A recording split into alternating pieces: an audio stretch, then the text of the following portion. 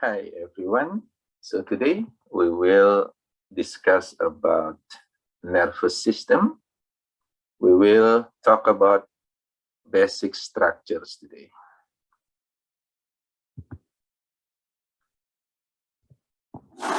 So this is the general characteristic of nervous system. For the functions, so nervous system is actually the master of all actions that performed by our body. So this is the master that regulates our system. All system will be controlled by this nervous system.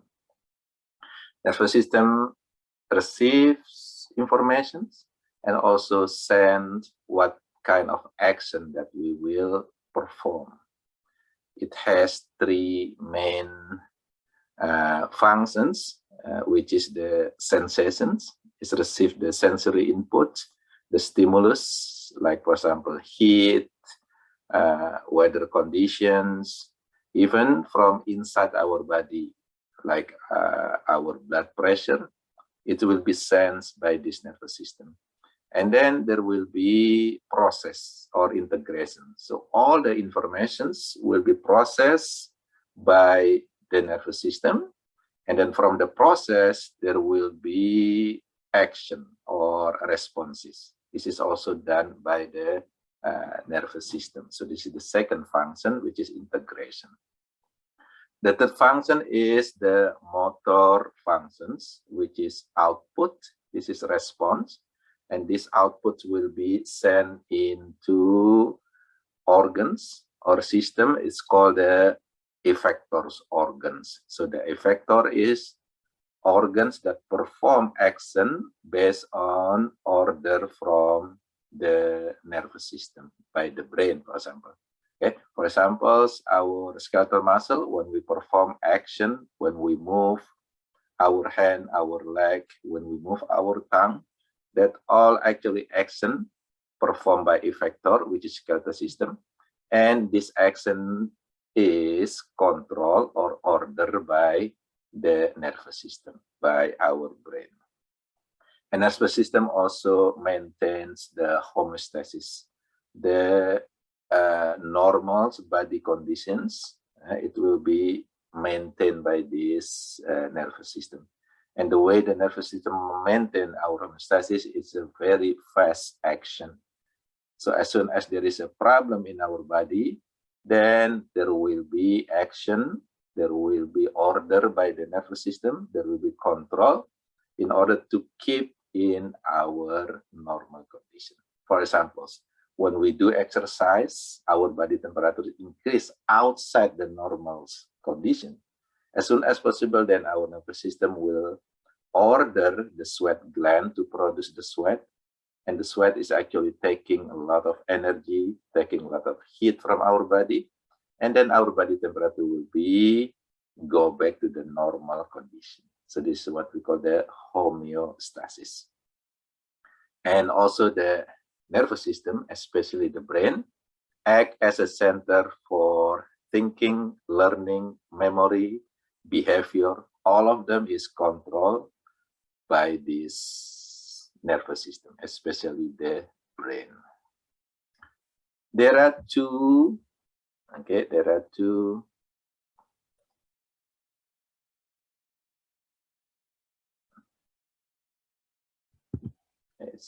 let we put here.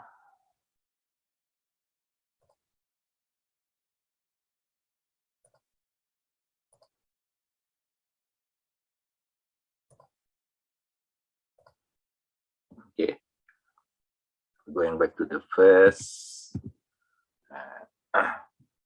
screen. So there are two main cells. Right? There are two main cell types in nervous system. The first one is called the neurons. Right? So the neuron is actually the functional cell. The functional cell of the nervous system.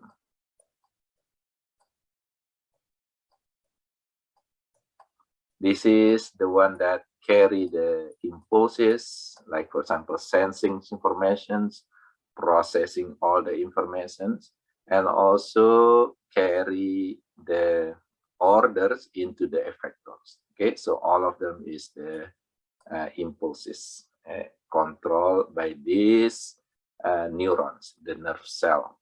This is the functional cells of the nervous system. The second type of cell is called the neuroglia or glial cell.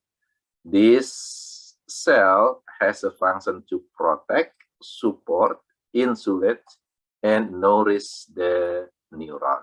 So this neuroglia is actually the supporter for the neuron. Okay? So they do not conduct the electrical impulses because their function is just for protection, support, and also to feed the neurons. There are more neuroglia compared to neurons actually. So there are ratio 9 to 1. So 9 neuroglia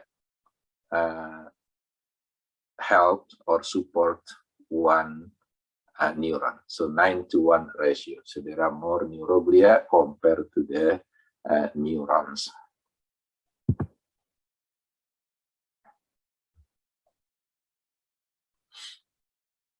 This is a kind of the summary, the flow of informations in the nervous system. And it is also showing us the components of the nervous system. There are at least 5 components of nervous system. The first is this one. This is the receptor. So this is the first component. So the information actually flowing only one way. Okay. So the stimulus, let's say stimulus, like for example, maybe heat. Okay, if we touch something hot with our hand, for example, then it will be received. Okay, this stimulus will be received by the receptor. So receptor is going to be the first components of the nervous system. This stimulus then will be carried into our brain and the spinal cord. Okay, so the one that carry that sensation, this is going to be number 2, okay, sensory input, is carried by neuron, is called a sensory neuron. The sensory neurons going to be the second component. This is the one that carry information or sensation from receptor into the brain. Okay? And the brain and spinal cord will be our processing center, integration center. Inside the brains and the spinal cord, there will be a group of neurons that is called the interneuron. Okay, so interneurons in the brain and spinal cord. This is going to be the third components of the nervous system. And the brain, especially the brains over here, will produce information. What we thought, for example, it is heat or hot, and then it will give us the location which part of our body that actually touching the heat. And then in this brain, in this integrative center, there will be also process. What we're gonna do? So it's producing the order. The order will be carried by this number 4 over here, the motor output. So this is the one that carry order. The component is called the motor neuron. Okay, so motor neuron carry order from brain or spinal cord into the 5th component is called the effector, which is organ that perform action based on order from the nervous system. So if you see, this is the flowing of information in in the nervous system is actually only going to one-way information. Okay? So from receptor go to the brain and spinal cord, and then go to the motor neuron, and finally go to the effector. So only one way. It's not going back from effector to the brain to the receptor, for example. So this is how our nervous system perform their action. Okay, so one-way directions. Okay, just remember again, there are 5 components for this nervous system. Sensory receptor, so this is going to be the first one, receptors, and then sensory neurons. Okay, this is the one that carries sense from receptor to the brain. And inside the brains and spinal cord, there is interneuron that process all the information and also produce the order. The order will be carried by the motor neuron. This is the 4th component. And finally, okay, the order will be performed by the effector. One of the effector is the skeletal muscle. So when we move our skeletal muscle, it's actually ordered by the brain. Okay. So I'm gonna put 5 effector in our body. Okay. The first one is skeletal muscle. Remember, skeletal muscle perform contractions. So this is one of the effector. The second effector is, I'm sorry, this is going to be number 2, cardiac muscle. So cardiac muscle pump the blood, for example. This is action. And this is also ordered by our nervous system, sometimes faster, sometimes slower. The third one's gonna be the smooth muscle, like for example, smooth muscle on our GI tract. When we eat, then the smooth muscle will perform action to help digestion. So this is also action. So this is effector. The fourth one is called exocrine gland. So exocrine gland, like example is the sweat gland. Remember when we perform exercise, for example, then our body temperature will be increasing, and then the sweat will be produced from the sweat gland. So this action, production of sweat, is part of the effector. So effector produce or perform action. The last one, and the last effector is called the endocrine gland. So this is the gland that produce hormone. So the hormone production is actually also controlled by the nervous system.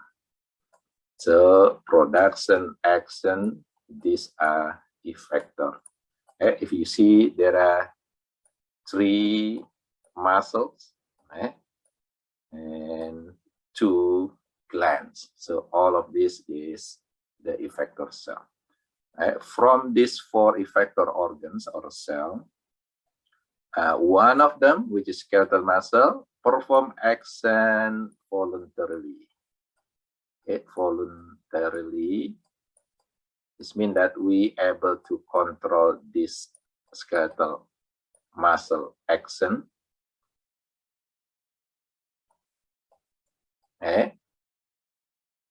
The other 4, cardiac muscle, smooth muscle, exocrine gland, and endocrine gland, we cannot really control it. This is perform the action by itself automatically. So this is involuntary effector. So the perform action involuntarily, this means that automatically. So these are the 5 types of effectors in our body, and this is the 5 organs that actually perform action. based on the order that coming from our nervous system. For the receptor, there are many receptors, so we're gonna learn this later. Okay, many receptors, and we're gonna learn it one by one later, and their location, and also whether we sense them consciously or unconsciously. Okay, so many receptors receive the stimulus carried by the sensory neuron, processed by the interneurons in the brain and spinal cord, and then produce the order carried by the motor neuron, and the order is become action performed by the effector. So this is how the nervous system works with these 5 components. Okay, so now we're gonna learn about classification of the nervous system. So we're gonna start with classification based on structure or anatomy. Okay, based on structure, the nervous system can be divided into 2 classes or 2 types. The first one is called the CNS, okay, Central Nervous System. Remember, structure means organs, place, location, etc. So the CNS consists of brain and spinal cord. So this is the central nervous system. The main function of these 2 organs is actually for integration and process. So this is the center for integration and process. Okay, if we look or see from the functions. Okay. Okay, so the neurons or the cell that perform this integration and process will be called as interneurons. So interneurons are located in the brain and spinal cord. Okay. The second class of nervous system based on structure is called the PNS, Peripheral Nervous System, which is outside the CNS. And this peripheral nervous system is actually out from the CNS, okay, out from central nervous system. Sometimes this PNS is also known as nerve. Okay, so nerve are organs that's located outside the CNS. So if we look at this organ, then the nervous system is actually only consists of 3 organs. The first one is the brain, the second one is the spinal cord, and the third one is nerve. Okay, so only 3 organs for the nervous system: brain, spinal cord, and nerve. The nerve itself consists of 2 types. The first one is called the cranial nerve. This is the nerve that out from the brain. So they say this is brain, okay, and this is spinal cord, for example.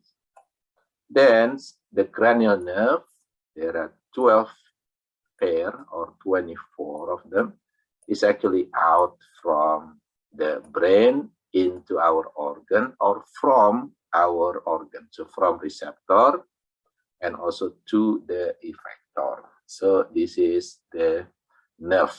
That's the reason why in the nerve you will have the sensory neurons, which is the neuron that carry information from the receptor. Okay, and also in the nerve we will have the motor neuron, okay, which is the neuron that carry order from the brain into the effector. The second type of nerve is called the spinal nerve, which is the nerve that out from the spinal cord. There will be 31 pairs or 62 nerve. So if we total all the nerve, there are actually okay, this is 62, this is 24 nerve, and total is gonna be 76 nerve total in our body. So this is the third organ of nervous system, nerve. The first one, brain, spinal cord, and then the nerve. And as I mentioned before, in the nerve, there are sensory part, which is the sensory neurons over here, and the efferent or motor part, which is the motor neuron. So sensory part is the one that carries sensation from receptor into the CNS, into the brain and the spinal cord over here. And the efferent neuron or motor neuron is the one that carry order from the brain into the effector. And the effector will perform the action based on order that coming from this CNS.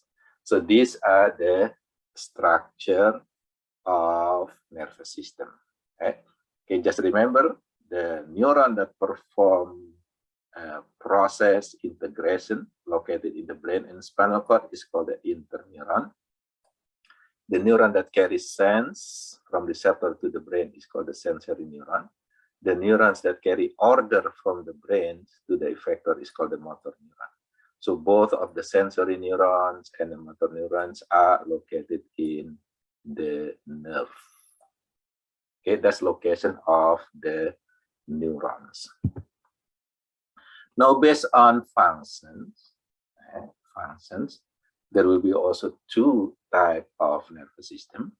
The first one is called the somatic nervous system, or SNS. This somatic nervous system has a function to sense or control all the conscious sensation. Conscious sensation means the sensation that we can feel it, we can recognize it, we know it. Like for example, if somebody touch you, you know somebody touch you, right? So touch is conscious sensation, and it is controlled by the somatic nervous system. Okay, that's first. Okay, control conscious sensation. Second, the somatic nervous system also produce order, which is voluntary order, that will be performed by the effector to be the voluntary action. So this is the one that order the voluntary action in somatic nervous system. And remember last time I mentioned that the voluntary action is only performed by the skeletal muscle. So it means that this somatic nervous system is the one that order the skeletal muscle to perform actions.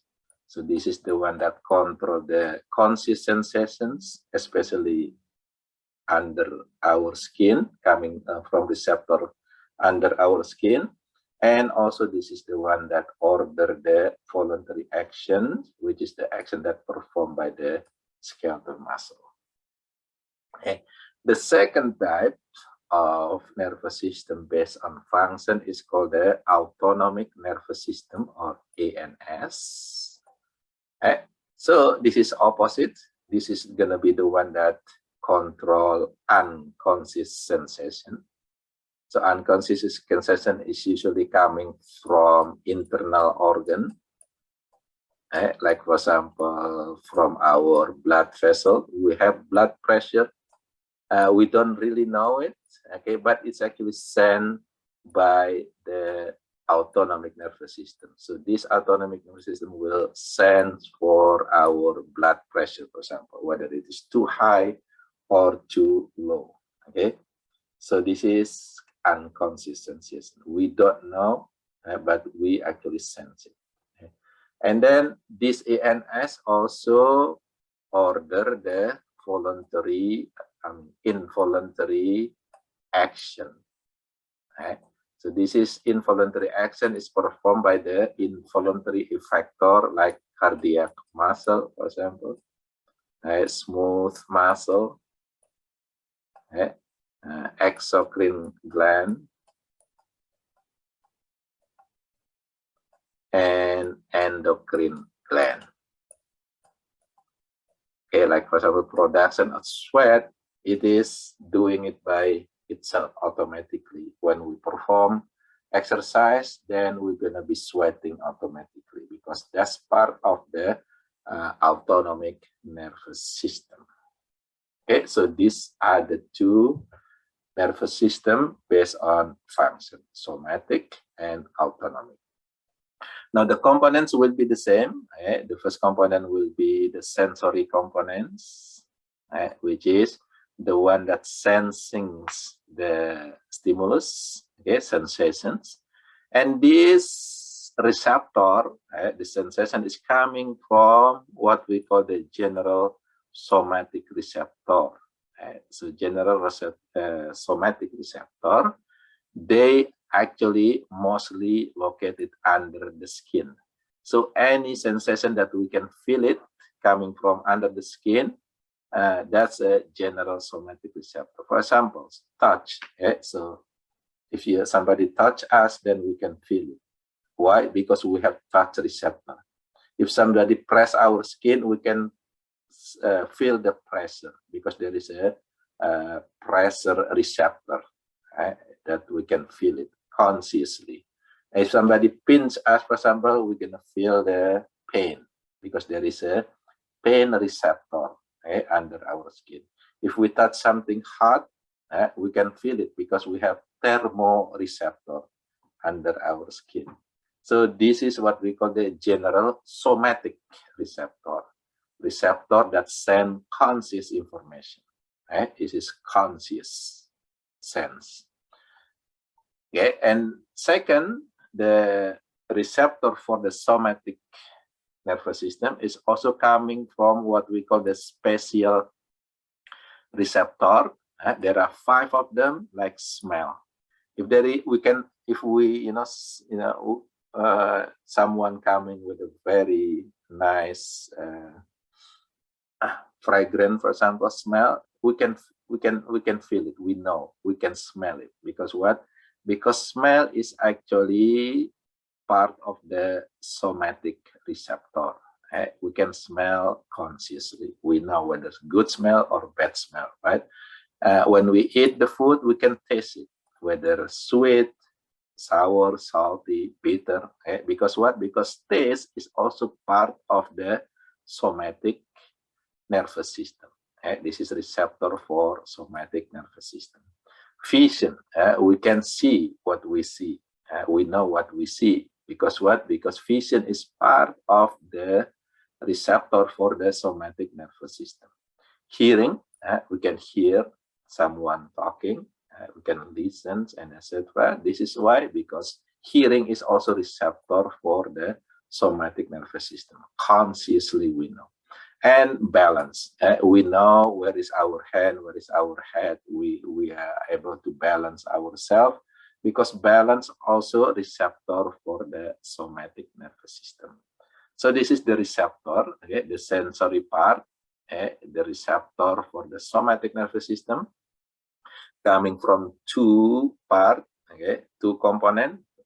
The first one is somatic, general somatic receptor, mostly under the skin, like touch, pressure, pain, heat, cold. And then the 5 special receptor, smell, taste, vision, hearing, and balance. All of these are part of the receptor for the somatic nervous system. Now, if we compare with the autonomic nervous system, the receptor is coming from the internal organs, like, for example, from the kidney, from the heart, from the lungs, stomach, and etc. Therefore, the receptor is called the general interoceptor, which is receptor that coming from or located on the soft organ, internal soft organ. And this is mostly unconscious. Our nervous system sense it, but unconsciously. We don't really feel it. We don't really know what is our blood pressure. But if it is too high, our nervous system sense it automatically. Okay, the second part is called the integration of processing center. Okay, this is actually the brain. And for the somatic nervous system, the processing center is located in the cortex of the cerebrum.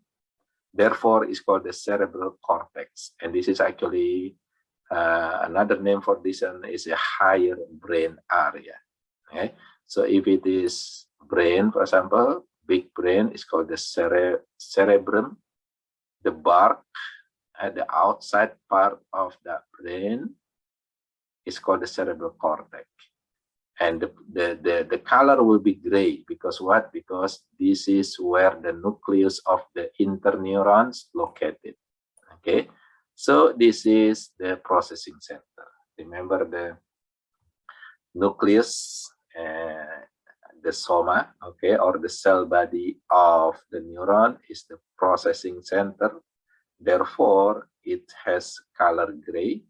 And that's the reason why the cerebral cortex full with the cell body of the neuron, and this is become the processing center for somatic nervous system.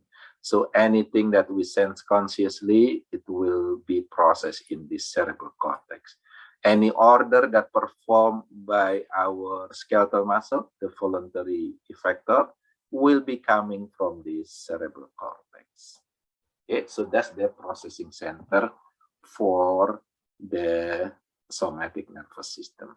Now, how about the processing center for the autonomic nervous system? It will be coming from lower brain area, especially hypothalamus and brainstem.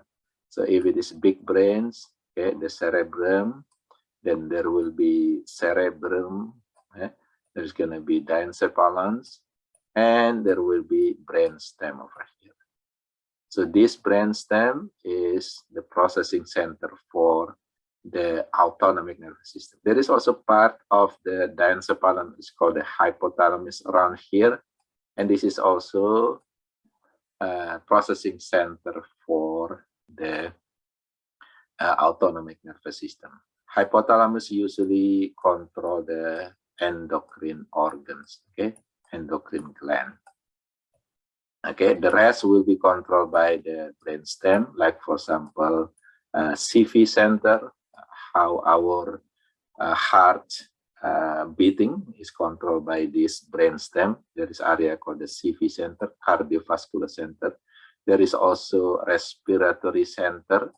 This is the one that control our breathing. It is automatic breathing actually. Coughing center, when we have something in our throat, then automatically will be coughing or sneezing, for example. This is automatic. So it is controlled by area, it's called the brainstem, okay, lower brain area. So this is the control center for the autonomic nervous system. Therefore, this is autonomic because it's not going to the higher brains over here, the cerebrum or the cerebral cortex. The last one is the motor part, okay, the motor function. This is the one that carry orders. And these motor functions will carry order, if it is somatic nervous system, to the only voluntary effector, which is the skeletal muscle. So remember, skeletal muscle is the only voluntary effector in our system. So this is the one that will be controlled or ordered by the SNS. While for the ANS, autonomic nervous system, the motor part will go to the involuntary effector like cardiac muscle, smooth muscle, exocrine, and endocrine gland. But before going to them, there will be two divisions of this motor part of the autonomic nervous system. The first one is called the parasympathetic. The second one is called the sympathetic division. So parasympathetic usually perform the action during normal condition. Like for example, the parasympathetics, if it is good to our heart, it will make our heart beating normally, okay, relax, and etc. The sympathetics, it is usually control our action or our involuntary effector during kind of abnormal condition. Like for example, when we get angry, what happened with our heart? Our heart beating is going to be increasing. Okay, so the heart will receive both the parasympathetics and sympathetics division of the motor part of the autonomic nervous system. The parasympathetic division will control our relaxed beating during relaxed time, but sympathetic will control our condition during, for example, emergency, anxious, okay, nervous, angry, and etc. It's going to the same organs, the same organ, but the action is going to be different. Parasympathetic, if it is the heart muscle, it will relax the heart muscle. But the sympathetics, if it is going to the heart muscle, it will increase the contractions in the heart muscle, the cardiac muscle. So these are the functions of the nervous system, somatic and autonomic. Okay, again, this is going to be the summary for this nervous system structure and function. Okay, so again, based on the structure, there are only three organs. The first one is brain. The second one is spinal cord. And the third one is the nerve. So these are the three main organ of nervous system. The brain and spinal cord is located in the center, and the function is for processing, integration.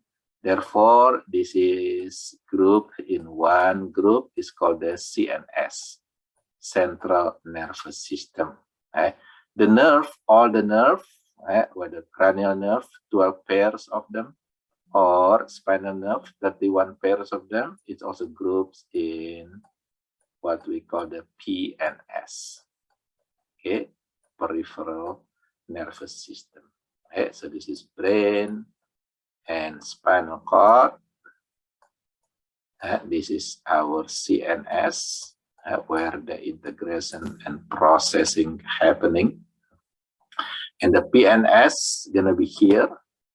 Okay, the PNS consists of cranial nerve and spinal nerve, and they have the sensory part, the one that carry information from receptor to the CNS, to the brain and spinal cord. So this is one way. Okay, going here. Inside here, then there will be process. Okay, boom, boom, boom, boom, and it might produce the order, and the order will be going to the effector. It's carried by the motor neuron, going to the effectors over here. So one way. Now for the receptor, if it is coming from general somatic receptor under the skin and special senses like vision, hearing, taste, then it will be processed by a group of nervous system. It's called the somatic nervous system, and the sensations gonna be conscious. So sensation that coming from this receptor will be conscious.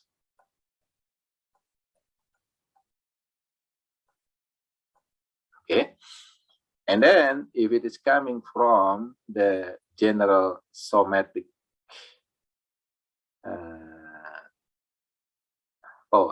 this is actually I have to change this one. Okay, it's coming from general interoceptor. Sorry, this is the interoceptor from the internal organs. Okay, I'm gonna change this, erase this. Okay, then it will be performed by the autonomic nervous system, and the sensation will be unconscious sensation. Okay, like for example, coming from receptor on the heart and the kidney, it's going to be unconscious sensation. Now for the effector, okay, for the somatic nervous system, it will order the voluntary effector, which is the skeletal muscle. Okay? If it is controlled by the autonomic nervous system, that it will order the involuntary effector, like for example the heart muscle, exocrine gland and endocrine gland. So this is pancreas. Pancreas actually exocrine and endocrine gland at the same time. It's produce enzymes, which is exocrine gland, and also produce hormones like insulin. So this is endocrine gland. So this involuntary effector will perform action based on order that coming from or controlled by the autonomic nervous system. So this is the nervous system based on structure and the function. And again, for the neurons that located in the peripheral and central nervous system, just remember again, in the central nervous system, the neuron is called interneuron. So all the neuron is called the interneurons over here in the CNS, brain and spinal cord. Whilst in the peripheral nervous system, the neurons will be two, okay, which is if it is carry information from receptor to the brain, is called the sensory neuron. Okay, and the one that carry order from brain to the effectors will be motor neurons. Okay, we're gonna learn how this neurons works later. Okay. Now the cell itself, the neurons and the neuroglia itself. Okay, so this is two types of cells in nervous system. The first one is the neuron or the nerve cell, and I mentioned before this is the functional unit of the nervous system. This is the one that really perform action of the nervous system, which is carry sensations, okay, also carry order, and this is what we call the impulses. So this is the one that carry action potential or impulses from one place to another place. Maybe sensations or maybe order. So this is the main cell that perform the action of the nervous system. The second type of cell is called the neuroglia, and again, neuroglia is actually just the supporting cell, protecting cell, and this is the one that will help protect and also nourish or feed the neurons. There are six, so there are 6 types of neuroglia. 4 of them located in the CNS. So this one located in the CNS. Okay, astrocyte, oligodendrocyte, microglia, and ependymal cell.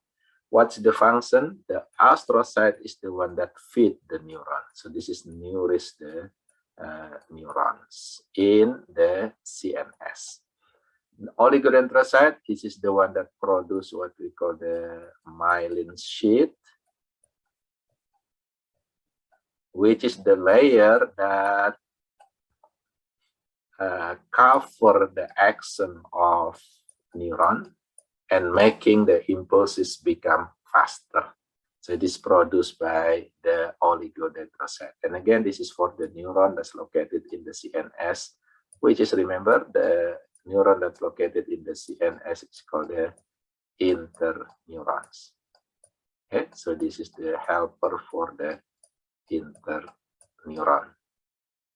Microglia, this is actually white blood cell. And you know what's the function of white blood cell? Fight infections or foreign cell, maybe bacteria or other foreigner that enter into the CNS. And the last one is the ependymal cell. This ependymal cell are the neuroglia that produce the CSF, cerebrospinal fluid. This is the fluid that will be located in the brain and the spinal cord. This is actually the one that will protect the brain and the spinal cord. Okay? So these are the 4 neuroglia in the CNS, the one that helps support and nourish the interneuron. Okay? The other 2 over here are located in the PNS. Okay, so remember PNS has 2 types of neuron, sensory neuron and the motor neurons. Okay, so these 2 neuroglia, which is the satellite cell and Schwann cells, are the neuroglia that will support, nourish, protect the sensory neurons and the motor neurons. Now, what is the function of satellite cell? This is similar with the astrocyte. This is the one that feed the sensory neurons and motor neuron. The Schwann cell is the same function like oligodendrocyte in the CNS. This is the one that produces the myelin sheath for the sensory neurons and also the motor neurons. So these are the neuroglia. Now we go back to the neurons. And the neuron has a function to carry impulses. And the structure will tell you how it looks like because the structure fit with the function. So the neurons, the general structure of neuron will have 3 main components. The first one is called the dendrites. And the dendrite is the one that receives information. So this is, again, one way. So in nervous system, the directions of impulses will be one way. Okay, so this one over here, if you see the picture down here, so this part over here, there are many branchings over here. This is what we call the dendrites. This is going to be the first part of neuron. And what's the function of dendrite? Receive stimulus. So stimulus coming, it will be received by the dendrites. So that's the first part. Okay? And then what happened with the stimulus? It will go to the second part over here. Okay? So this second part is called the cell body. Now, what is the function of the cell body? It's going to be for processing information. So process. This is the processing center, the cell body. That's the second part. Okay, and the cell body usually produce order, and the order will be carried by this long part. That's third long part over here is called the axon. So this is the axon, and what is the function of axon? This is the one that carry order, carry order or responses.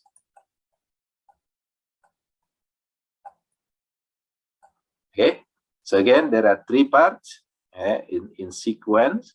The first one is dendrite. This is the one that receives the stimulus. So stimulus coming here and go to the cell body to be processed. And from the cell body, the order will be carried by this, axons. It's maybe going to the effector, maybe over here. Okay, and the effector will perform the action. So one way, okay, from dendrite, cell body, axon, and finally go to the maybe to the effector organ. So this is how the neurons look like and how it perform the actions. Okay, so one way again, from dendrite, receive the information, the stimulus, and then go to the cell body for processing, and then cell body will produce order, and the order will be carried by the axon. Okay, so this is the diagram of neurons. So generally look like this. Again, the first part gonna be this one over here, which is the dendrite, and this is the one that receive. So this is the receiver of stimulus, and then from the receiver, the information will go to the second part, which is the cell body. So the cell body will process all the information and also maybe producing the order or response. And that orders will be going to the next part, is called the axon. So axon is the one that carry information, carry the order into, maybe there is a effector organs over here, like muscle, for example. This will be carried by the axon. And axon have the end area, is called the axon terminal or axon bulbs. It will release the chemicals into area, is called the synapse. So synapse is area over here between the axon terminal with other organ, maybe effector. So that's the synapse. In the cell body and dendrites, they have way to increase the electricity, so to change the information. If there is stimulus coming, for example, it will causing change of the electricity, because they have mostly the like sodium channel over here, so gated sodium channel and also chloride channel.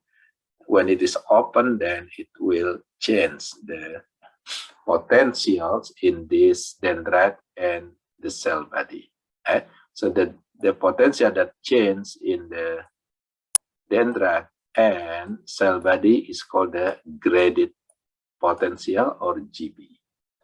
And then this GP will change the electricity or potential in the axon because of the opening or closing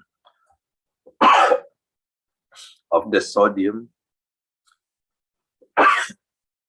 and potassium channel. And this potential or electricity is actually going from one place, from the part of the action into the end of action, is called the action potential. The potential that go in the action. And at the end terminal, axon terminal, there will be also changings in potential, because there is a calcium gated channels, mostly located in the axon terminal. Then it will causing the axon to release the chemical, is called the neurotransmitter on that area. Okay, so this is how, basically how the neuron change their electricity or potential.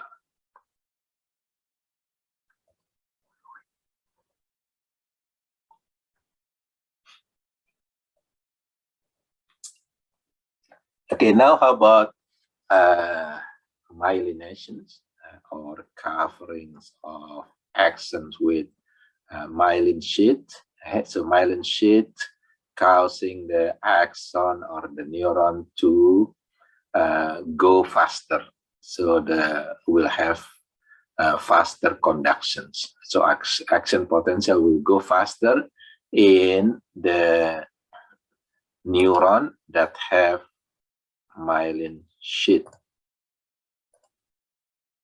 Okay, and just remember again, myelin sheath is actually produced by the neuroglia. If it is in the central nervous system, myelin sheath produced by the oligodendrocyte. So it will cover the axon, so the axon that will be myelinated, and the color of myelin sheath is actually white color. Therefore, area in the brain and the spinal cord that have white color, mostly axons. So this is the where the axons located. So if it is neuron, it has dendrite, cell body, and axon over here. Right? So axons will be white in color. The cell body and dendrites is not myelinated, therefore the color will be gray. So this one over here will be called the gray matter, because it is consists of the cell body and the dendrite. And remember, the function of the cell body of the neuron is for processing.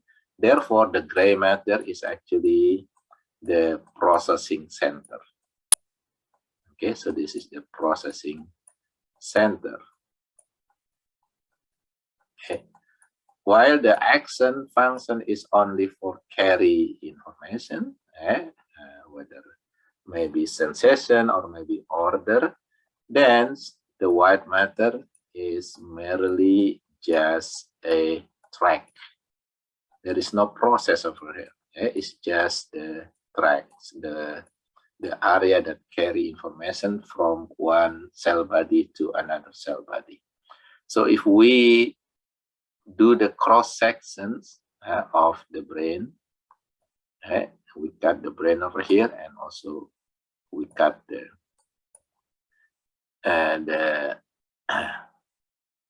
spinal cord over here, then what we see is going to be look like this. This area over here is going to be gray. Because what? Because this is actually the place where the cell body located. This area in the middle is going to be white because what? Because this is mostly where the axons is located. So if it is cell body, okay, so this part is going to be axon. This is cell body, axon, cell body, axon. This is cell body, axon. So as you know, the gray area over here will be the processing center. Okay, so this is the processing center.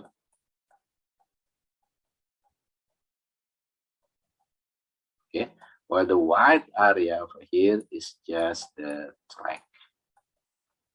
Okay, this is the reason why the area that become processing center, it is actually located in the bulk of the brain. This is called the cortex of the brain. Okay, and because this is a big brain, the cerebrum, then the name is going to be cerebral cortex.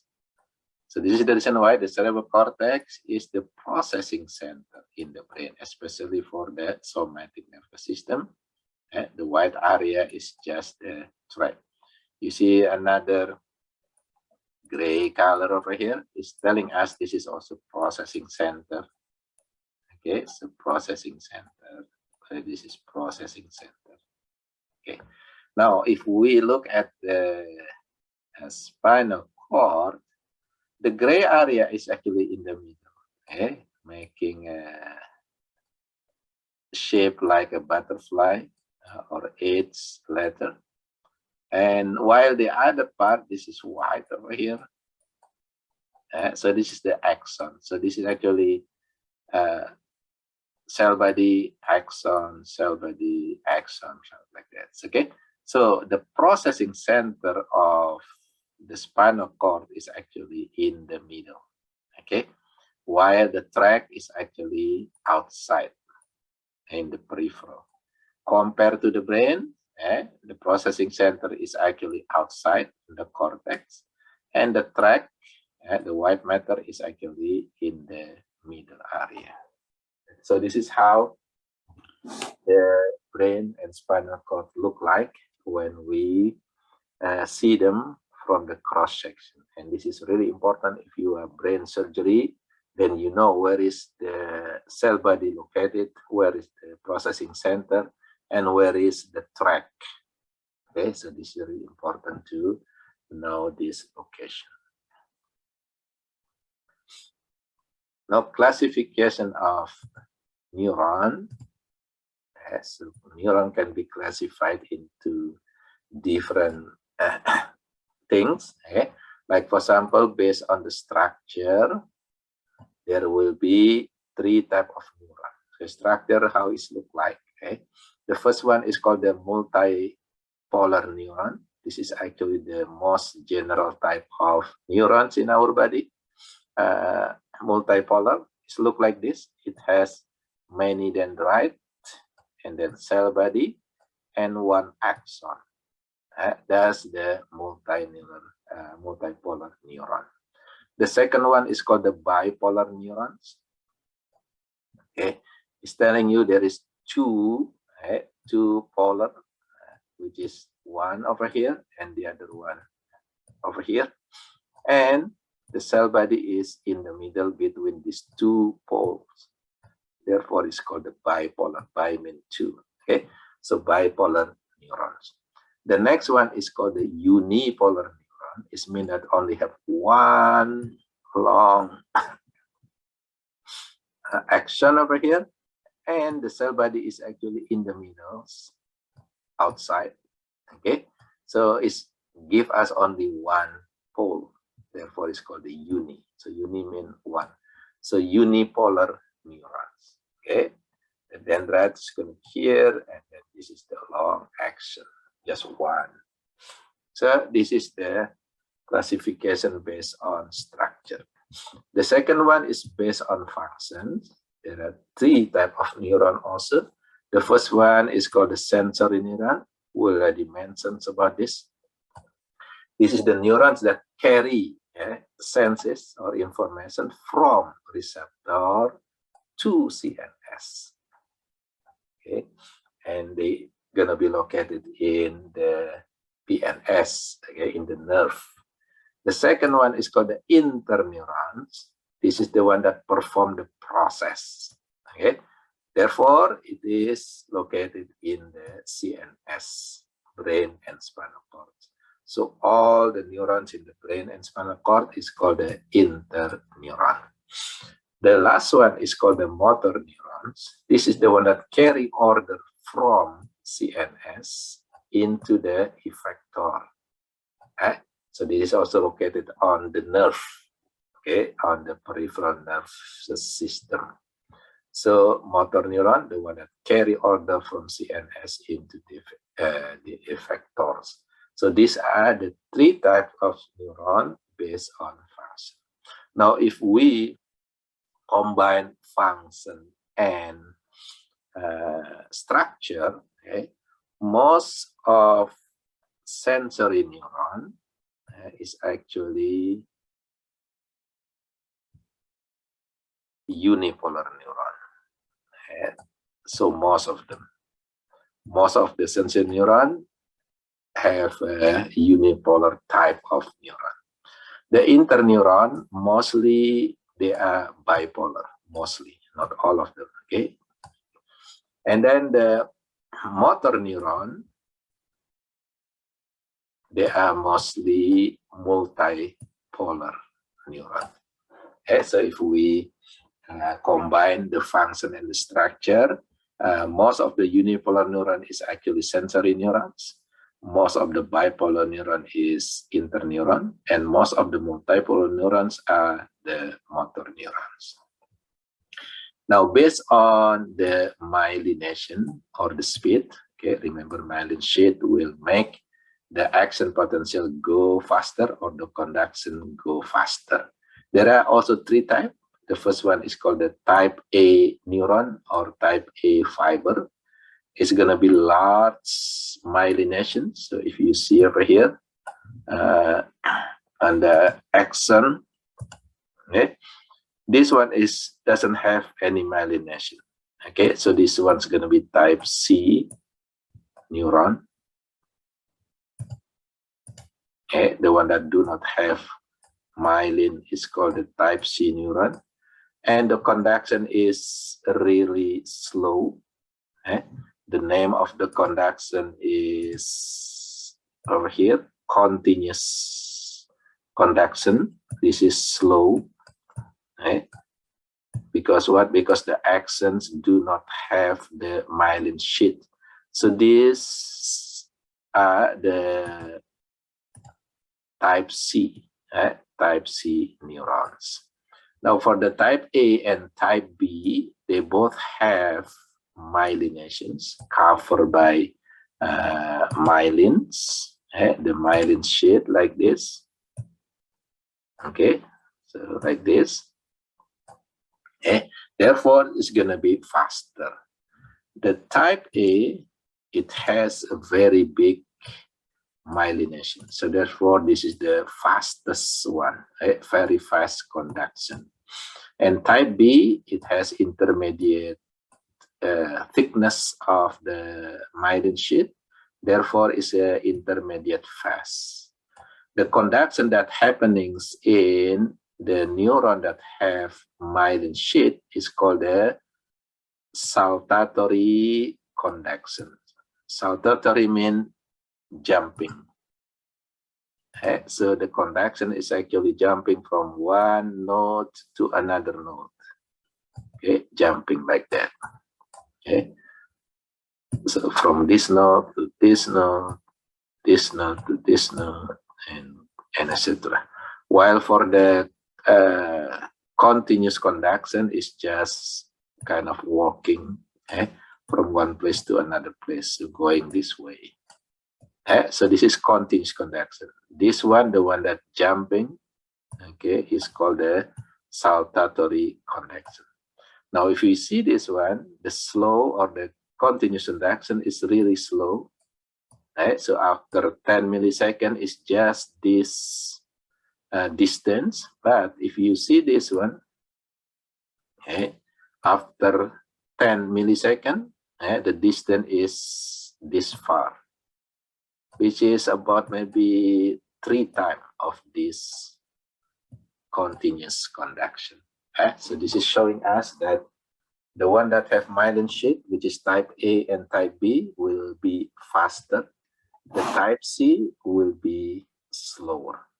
Example of type A is actually the motor neurons that send information to our skeletal muscle. So we actually perform action. Contraction is really fast because it is carried by the type A neurons, the one that have myelin sheath. So it's going to be really, really fast. While the type C example is the sensory neuron that coming from our teeth go to our brain. So when we have a toothache, for example, we don't really feel it on the first minute until hour, and then after several hours, we're gonna feel that pains really, really intense. So it takes time, slower informations coming from the teeth into our brain. Why? Because it is carried by the type C neurons. It's slower information or slower action. Now, type of impulses. I already mentioned before, graded potential usually located in the cell body and dendrite. So this potential is not going anywhere, it stays in the cell body. There are 2 types, maybe become negative if it is hyperpolarization. It's become negative, maybe, chloride channel open. So chloride is negative. When it is entering into the cell, then the cell becomes negative. This is what we call the hyperpolarization. And usually the action is going to be inhibition of action.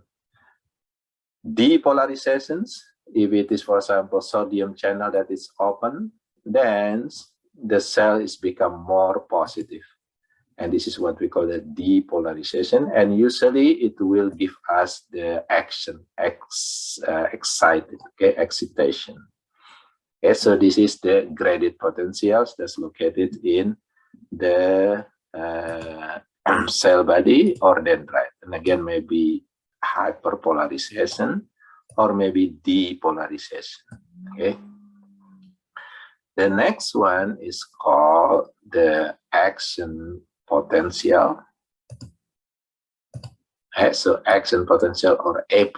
This is the potential that go from one place to another place in the action. So this is action potential that happenings in the action. So it will be going from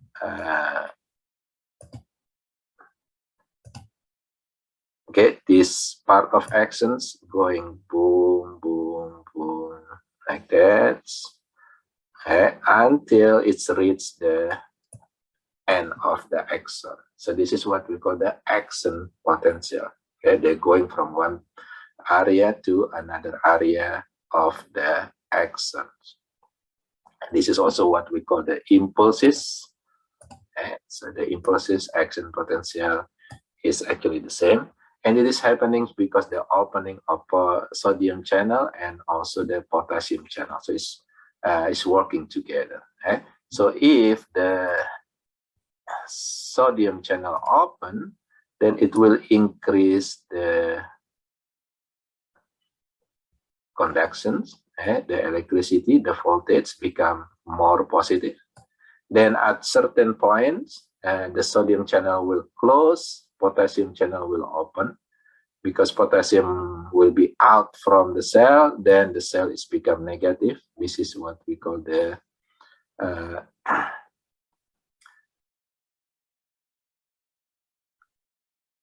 repolarization. Okay, so we have depolarization when the sodium channel open, increase, okay, depolarization, and then is repolarization going down until sometime it's become hyperpolarization, okay, which is lower than the normal resting potential, negative 70 microvolt. It's called the hyperpolarization. Okay, so depolarization and then repolarization and then hyperpolarization. So this is the actions of the action potential.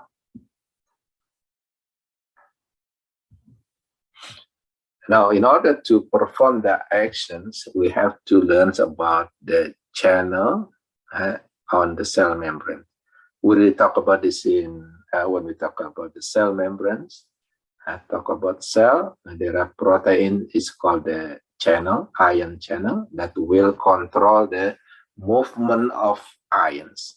So there are two types of channel on the cell membrane. The first one is called the non-gated channel, which is leakage channel. This is keep open. There is no gate on it. So this is open. There are two main types in our cell membrane, the potassium channel and sodium channel. So if it is cell, okay, we actually have more potassium inside the cell and more sodium outside the cell. Okay, if there is a sodium non-gated channel over here, and what happens, sodium will go into the cell. And if it is potassium channel, non-gated potassium channel, then the potassium will go out from the cell. Okay, and usually the potassium will will be out more because it has higher permeability. Therefore, it will maintain the potential inside the cell is become negative, okay, because more positive ions actually moving out from the cell. Then the resting membrane potential will be kept in 70 microvolt. So this is what we call the RMP, resting membrane potential. There is another control is coming from sodium potassium pump that also will control our resting membrane potential in negative 70 microvolt. So if our cell is in this potential, there will be nothing. There is nothing happening, and this is resting potential. So in order to do something like action, this membrane potential has to be changed. The way they change it by controlling this, the gated channel. So this is the one that have gate. So it has door, can be open or closed. So this is the one that will be controlled in order to perform actions in our cell. There are three types of gated channel. The first one is called the voltage gated channel. This is the channel that will be open if there is a voltage differences. If there is changing in voltage in the electricity. So respond to the voltage. The second one is called the ligand gated channel.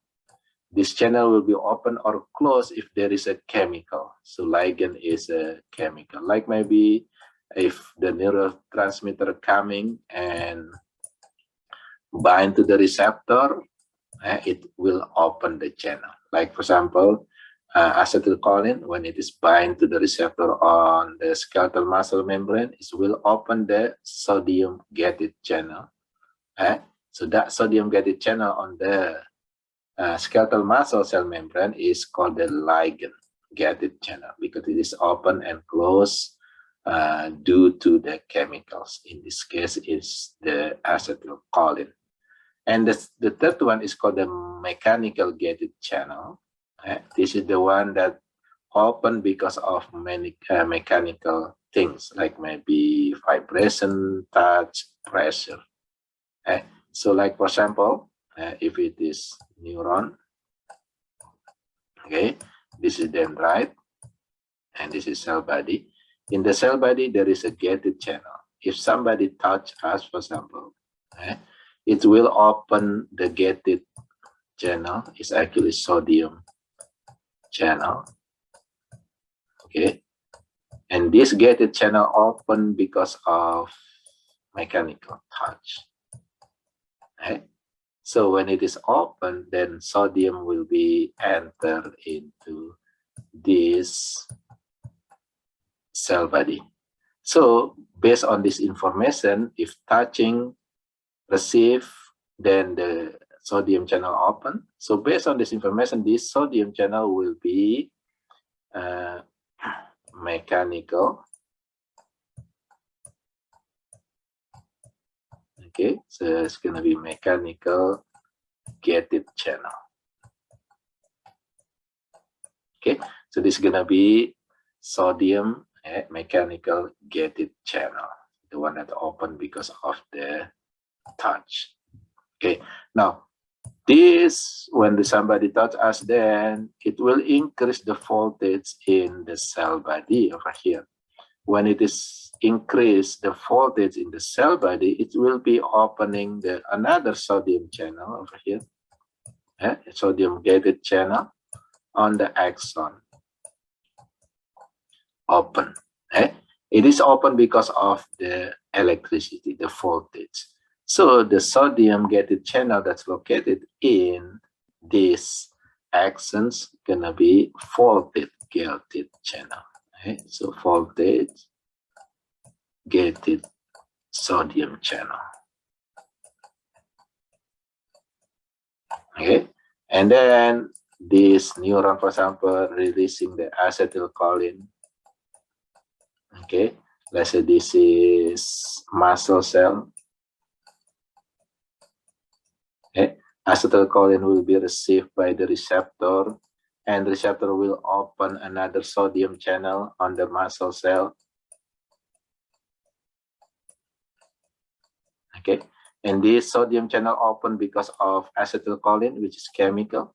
So the sodium channels on the muscle cell is going to be called the ligand gated channel.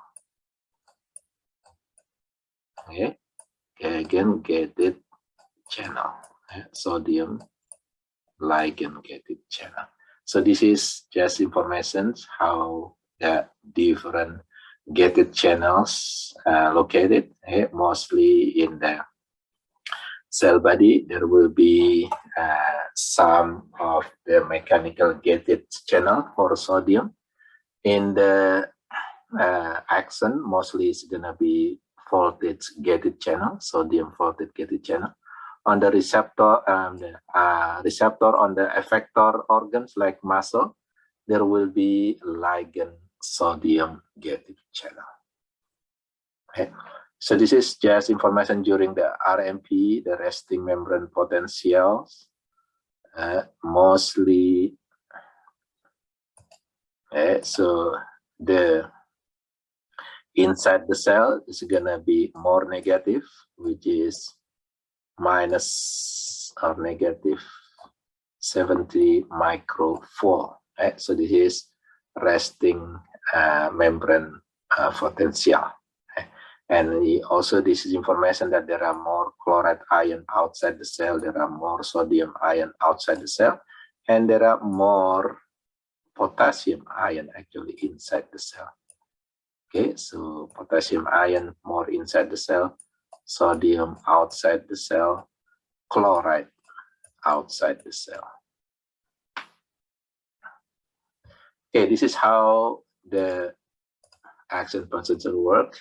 Again, membrane potential, resting membrane potential will be negative 70 over here. If the membrane potential is here, it has negative 70 microfarad. There is nothing happen. In order to have something, then we have to open the gated channel. In this case, mostly sodium gated channel. It will increase the voltage. Increase the voltage over here. So the positive will enter into our cell. If increasing maybe only 5 positive, is become negative 65. If only 5 positive, for example, there will be nothing happens because it's not increased to this threshold value over here. If it is increasing plus 15, for example, over here, then it's going to be reaching the negative 55, then it will, something will be happening. Sometimes there are so many sodium channel open, even increasing into positive 30 microfarad. So it's going to be, if it is 15 plus 35, so it's actually adding 45 positive voltage over the electricity, then there will be high number of positive inside the cell. And this is what we call the depolarization. Okay, so depolarization mostly because the sodium channel open. So the sodium gated channel open, it will increase the voltage inside the cell, and this is what we call the depolarization. Okay, so that's the first process over here, depolarization. And then after that, until it's reaching certain value, the sodium channel will be closed. Now the one that's open is going to be potassium channel. Remember, more potassium inside the cell. When the channel open, they're going to be out from the cell, and the cell become negative. It's going down. And this process is called the repolarization. So repolarization. until it's reaching maybe minus 90 over here, microphore. If this actually lower than the resting membrane potential. In this case, this is called the hyperpolarization. Okay, so after hyperpolarizations, and then it's going back again to the resting value over here. And if it is second stimulus coming, then it's going to be increased again, and then continuously working like that. Okay, and I can remember, in order to perform the action, the electricity, the voltage has to reach at least negative 55 microfarad. This is what we call the threshold value. If it does not reach this one, then there will be none. Nothing happened. But if it is reaching minus or negative 55 microfarad, then there will be all actions gonna be coming. So action will be going until the end of the action bar. So this is the rule, what we call the all or none principle.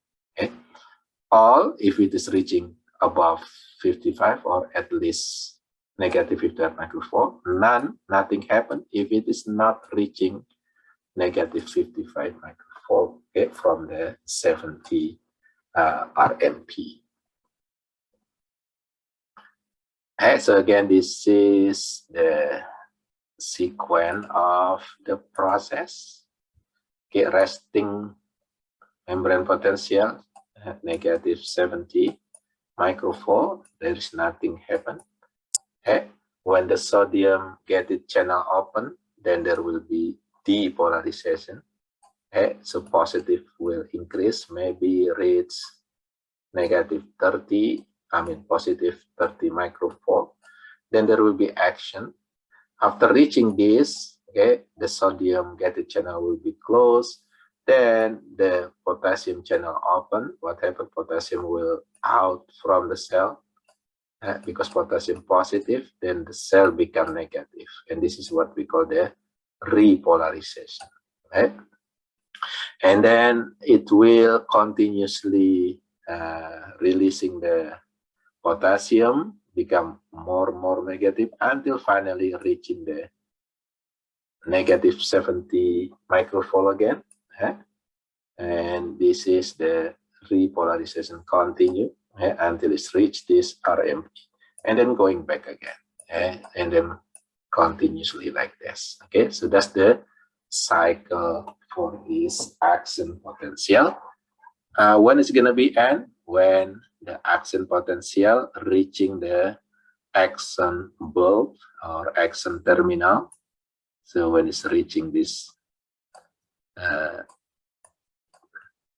this terminal over here, then it's going to be release the neurotransmitter, and the AP will stop. So the AP will stop when it is reaching the action terminal. Now, how to increase the intensity of the stimulus?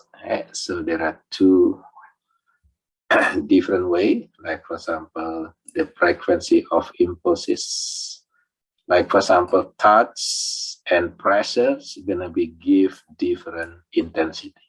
So of course, pressure will give more intensity.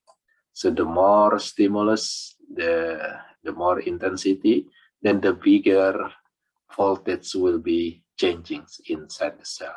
So we're gonna feel more. And then also the number of sensory neuron activated will increase, whether it's become more intense or less intensity. The more sensory neuron activated, then they're gonna be more intensity. Like pressure, for example, will make more sensory neuron activated compared to just light touch. Now, how about synapses? I think we will talk about this one when we talk about the muscle tissue. The neurons, in this case is motor neuron over here. It's going to be releasing the neurotransmitter. If it is muscle cell, then this neurotransmitter is called the acetylcholine. Okay, and then this acetylcholine will bind into the receptor over here. So this is receptor for the acetylcholine. And when it is bind to the receptor, it will open the sodium channel. Sodium will enter into the cell. So this channel over here, because open, because of the chemical, that channel's gonna be called the ligand gated channel. So ligand gated channel. Now look at this one. So positive is coming, which is voltage. When the positive coming in, open this calcium channel on the axon terminal. So this calcium channel is open because of voltage. So this channel is actually voltage gated channel.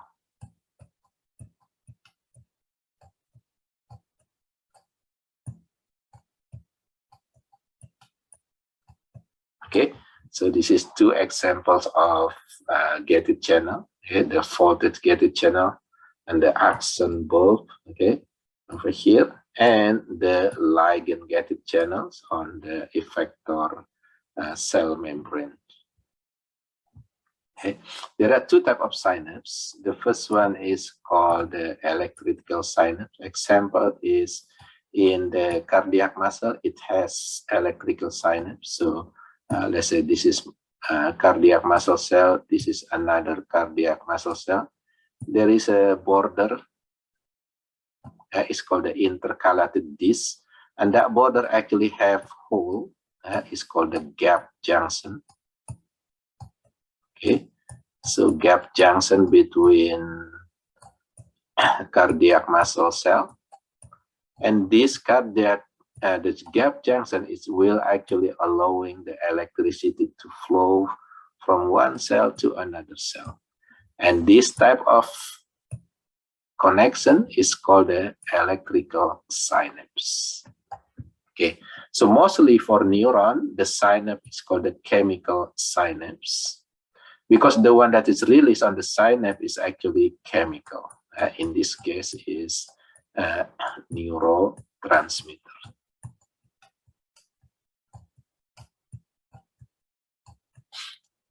Okay, so this is chemical. Therefore, the synapse is called the chemical synapse. And this is the typical synapses between the neurons or between neurons and the effector cell.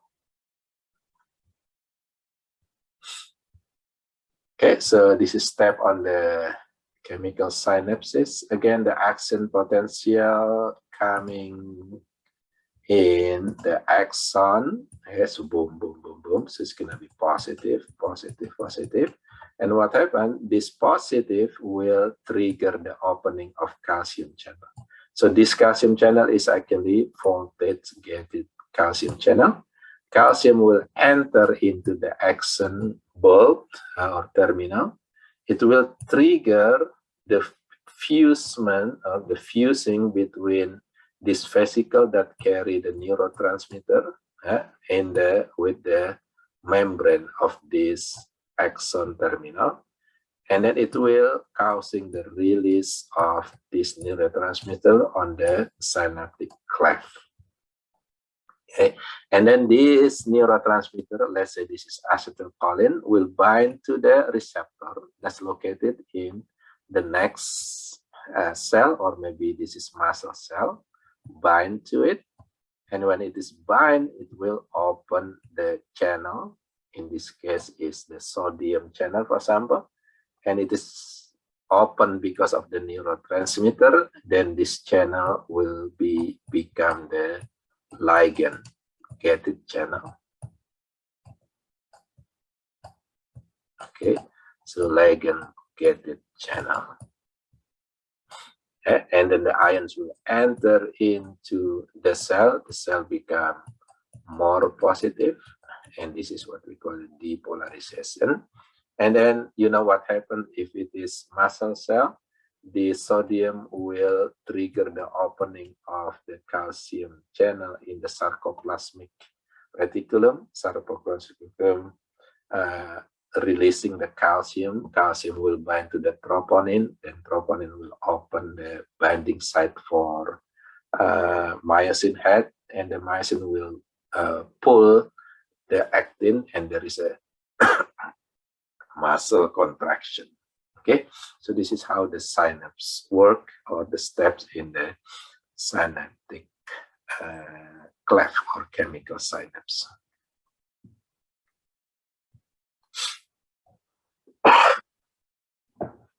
Now the effects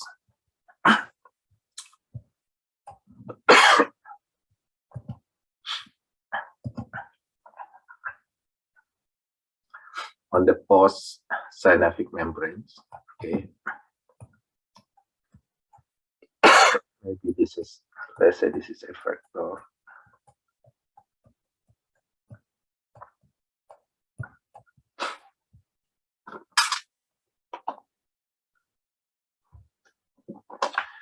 What is the effects?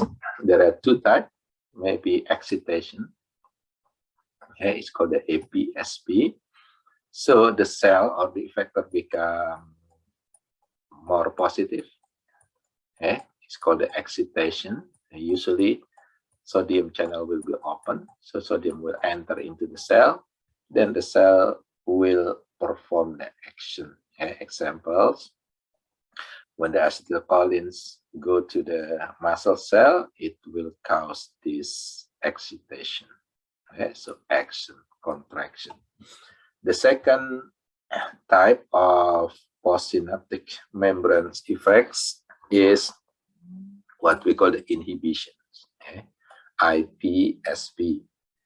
It will cause the inhibition of action. Example is, let's say, endorphin that release in the brain. It will causing our brain to be inhibited. It means that our brain become relaxed. Our brain will not feel pain. So it's kind of pain reliever that is released in the brain, and our brains become inhibited, become relaxed, doesn't feel the pain. So this is actions in the brain that is caused by the endorphin. Endorphin is the one that causing the inhibition, IPSP. Example for the APSP, the one that causing excitation is acetylcholine. Remember, this acetylcholine go to the muscle cell, causing the action. So the muscle cell become more positive. Over here, the brain cell, if there is endorphin, is become more negative. It might be chloride ions channel that it will be open. So the chloride enter into the cell, and the cell become negative. And this what we call the inhibition, inhibitory postsynaptic potential, IPSP. So there are two possibility of neurotransmitter action to the effector, maybe causing excitation, action, or maybe causing the inhibition. Okay, so three possible responses. Okay, mentioned before, maybe causing it's nothing, maybe nothing because the stimulus is not intense enough to causing the changings of the RMP at least negative 55. Remember the threshold. If it is lower than that, there is nothing happen. So this is maybe one possibility, nothing happen. The second possibility is opening the sodium channel, causing the action, the excitation, APSP. That's maybe the second possibility. The third possibility may be the synapse or the neurotransmitter causing the inhibition, IPSP. So this is going to be the cell become more negative. This one cell become more positive, at least minus 55. Okay, and this one, the cell is stay in the RMP. This one is maybe lower than RMP. the cells become inhibited. How to increase stimulations? There is a process called the summations. There are two types of summations. The first one is called the spatial. Spatial means space. So, for example, 2 or 3 neurons go to the same postsynaptic neurons or effector. Okay. And the temporal mean time. Okay, so maybe only one presynaptic neurons go to postsynaptic neuron, but it gives the innervation or release the neurotransmitter one by one in sequence, maybe the first minute coming from this number 1, and then after several minutes, then it's released another neurotransmitter from the other axon terminal over here. Okay, so this time and this is space. 2 different presynaptic neurons go to the same postsynaptic neurons or effector. So this is how to increase the stimulation, whether spatial or temporal summation.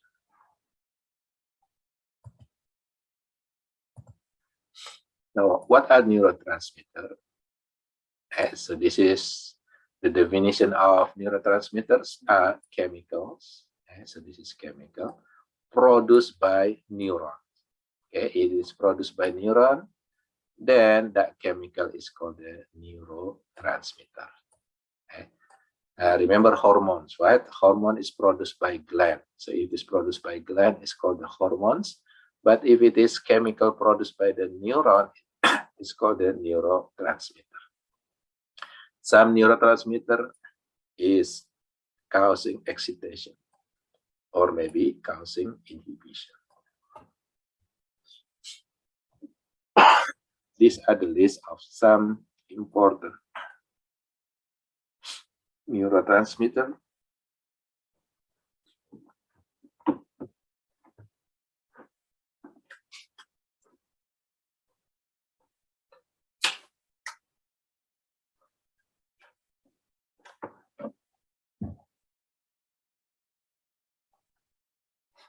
Okay, for example, we already mentioned about acetylcholine. This is the neurotransmitter that is released into the muscle cell, causing the muscle to contract. Glutamate, usually releasing in the brain. When we see some things, vision is actually because of the release of this glutamate. Aspartate, GABA. This GABA is a type of inhibition, inhibitory neurotransmitter. So it will cause our brains become relaxed. Okay? Glycines, norepinephrine, epinephrine, dopamine, serotonin. So these are examples of some neurotransmitters released by neurons.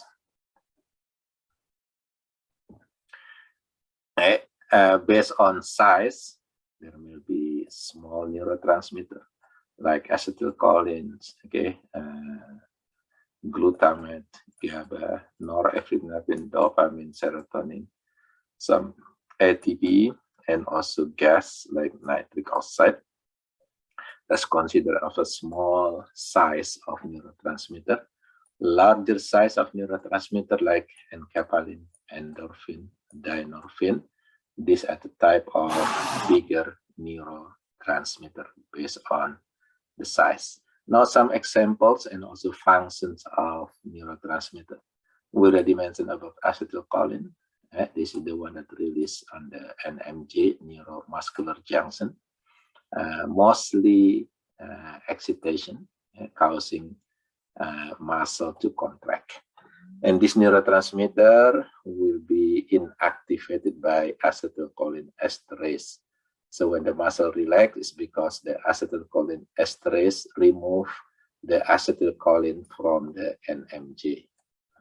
Glutamate, this is in the brain. As mentioned before, it is used for making us to see something. So when the glutamate release, then we able to see object, because this is the one that will regulate our photoreceptor. So photoreceptor will release this glutamate. Okay, photoreceptor is a type of neurons.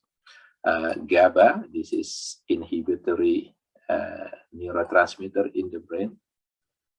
So example is Valium. This is a drug that sometimes used by someone. The Valium is actually GABA agonist. I mean, it's act like a GABA, causing our brain to be relaxed. Norepinephrine, this is the one that regulates the mood, dreaming, awakening. Dopamine, this is mostly if it's going to muscle cell, this is the one that control our involuntary action of our muscle cell. If there is no dopamine, then our muscle cell actually will act involuntary, will contract by itself.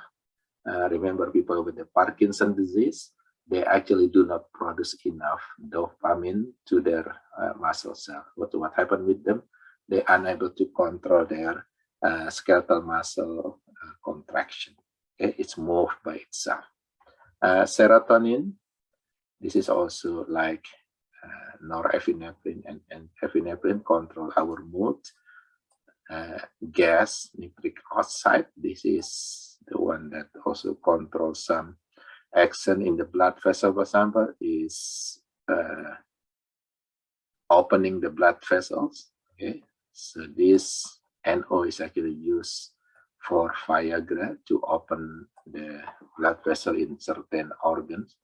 And capalin, endorphin, and endorphin, this is a pain killer, or pain reliever that is released in our brain. So they are actually inhibitions. Okay, pain reliever inhibit our brain action. So when they are released, then our brain feel relief, okay, feel good.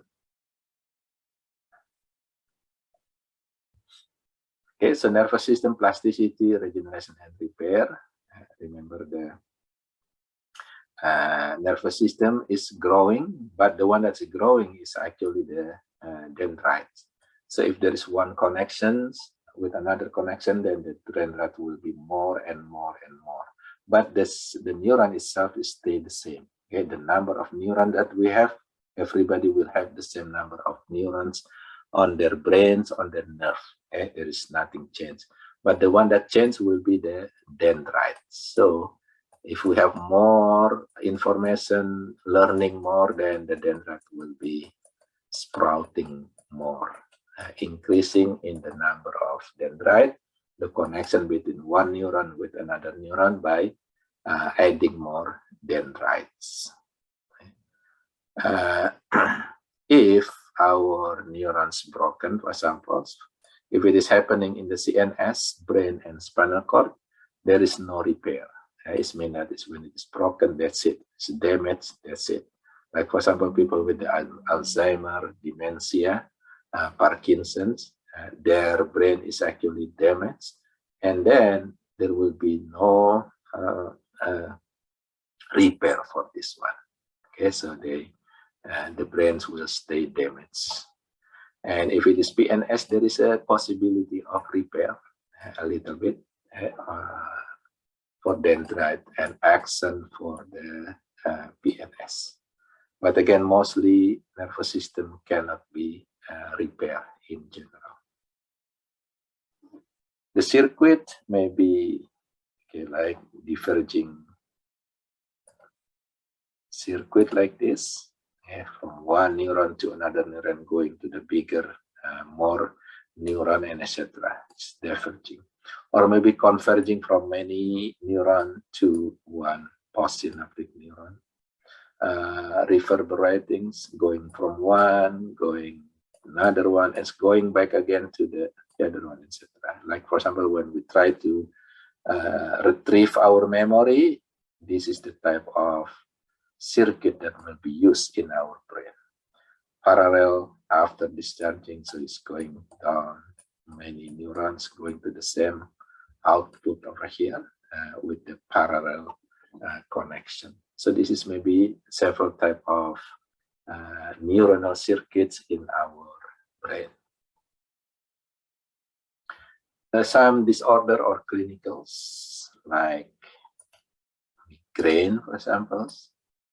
So migraines is a feeling of pounding head, nausea, light and sound sensitivity, for example, is affecting about 12% of the United States populations, maybe last for 4 to 70 hours. So this is causing by these problems in the circuit in the nervous system.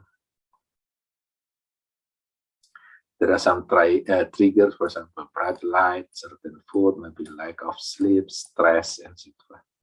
So this causing this feeling of headache, okay, migraine. The next one is multiple sclerosis or MS, and the name is telling you there is a sclerosis or damage in the brain in certain area. Okay? It's called the multiple sclerosis. And mostly it's caused because of the myelin sheath being attacked. So it's broken in the myelinations of the axons in interneurons in the brain and causing become scars or sclerosis in multiple areas, in many areas. And the symptom of people that have MS is like fatigue, mood problem, blurred visions, muscle weakness, sometimes numbs on the limbs. So these are examples of disease called multiple sclerosis, and this is a type of autoimmune disease. Is because of our antibodies is actually attacking our own cell. In this case, break the myelin sheath of axons in our brain.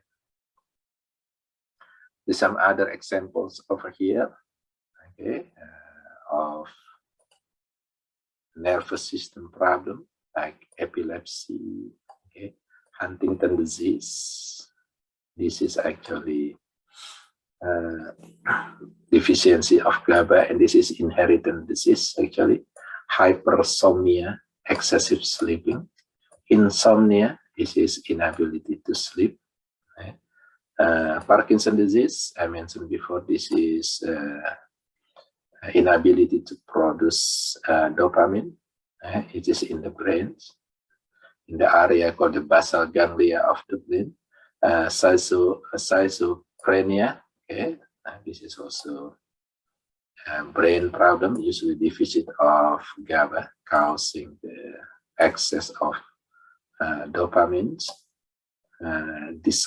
Dyskinesia, uncontrollable movement of facial muscle, and this is also deficiency of dopamine. This is very similar with the Parkinson's disease, but in a certain special or specific area in our body. Effect of neurotransmitter can be modified. Okay. So there are chemicals that can increase the or change or replace the action of neurotransmitter, and this is called the Agonist Chemical. And there is chemical that actually block the action of neurotransmitter. It is called the Antagonist Chemical. Okay, so the synthesis, the release, the removal, the receptor of neurotransmitter can be modified using this chemical, so or drugs. Okay? So the drugs that mimic or replace the action of neurotransmitter is called the agonist. The drug that actually block the action of the neurotransmitter is called the antagonist. These are example of some drugs that is produced to modify action in our nervous system. Okay? The tryptophan, for example, stimulate the neurotransmitter release, so sleepiness, curare. This is muscle paralysis. We already mentioned about that. Valium is essentially GABA agonist, right? So enhance the receptor binding, is decrease anxiety, right? Nicotine, for example. This is acetylcholine, neurotransmitter that will be modified or affected. Okay, increase alertness. So when we drink or somebody take a nicotine, for example, they might increase alertness. Cocaine, this is mostly affecting the dopamine, euphoria, and other drugs. Now we're gonna see, like, we actually produce our own pain relievers, the opiates. That pain relievers is called the endorphin. So this is natural neurotransmitter or natural pain reliever that produced by our brain.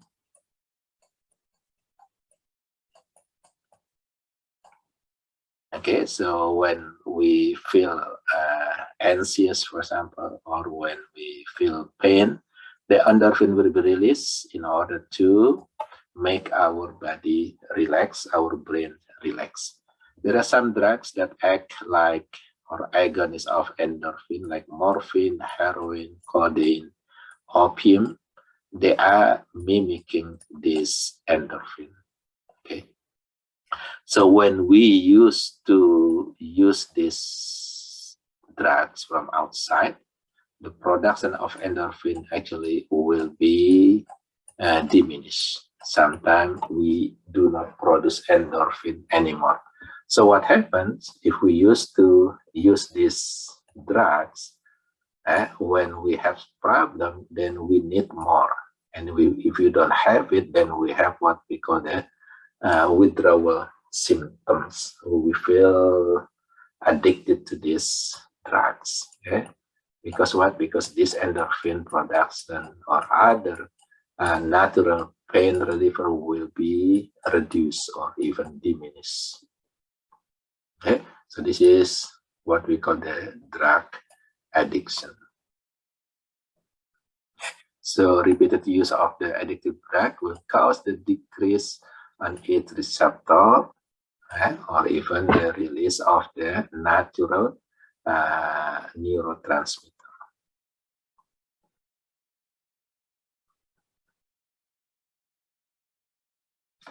I think that's all for these introductions or basic structure of nervous system.